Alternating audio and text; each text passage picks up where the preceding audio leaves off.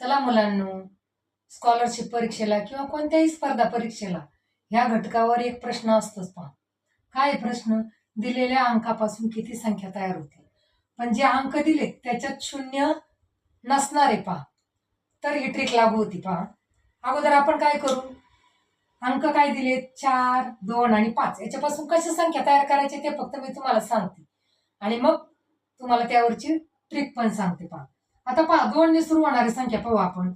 2 पासून असं जायचं, 2, 4, 5, नंतर या पद्धतीने जायचं 2, 5, 4, 2, 5, 4, नंतर 4 पासून सुरुवात करा, 4, 5, 2, 4, 5, 2.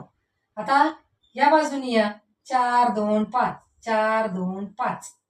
आता 5 पासून सुरुवात करा, 5, 4, 2, आणि ह्या बाजूनी सुरुवात करा, 5, 2, 4, 5, 2, 4. म्हणजे किती संख्या तयार झाल्या, 6.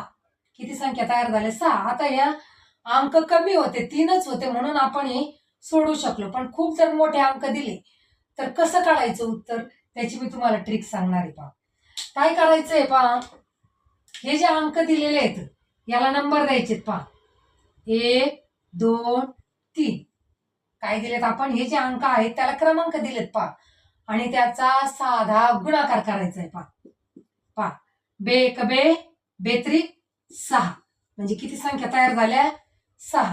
आता हे गणित पाहूया आपण ट्रिक नुसार बरं का. आता याचे जर करत बसले तर खूप संख्या तयार होतील. पहा मग काय करायचं, नंबर द्यायचे 1, 2, 3, 4 आणि यांचा काय करायचं, गुणाकार करायचं. 1 गुणिले 2, 2 गुणिले 3, 3 गुणिले 4. बघा बेत्रिक 6, 6 चोक 24, म्हणजे यापासून किती संख्या तयार होतील, 24. आता तुमच्यासाठी एक उदाहरण आहे. पहा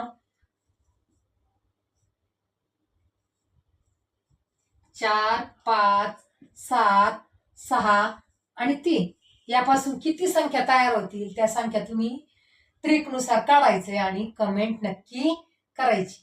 जर ट्रिक आवडली असेल तर व्हिडिओला लाईक अँड शेअर करा.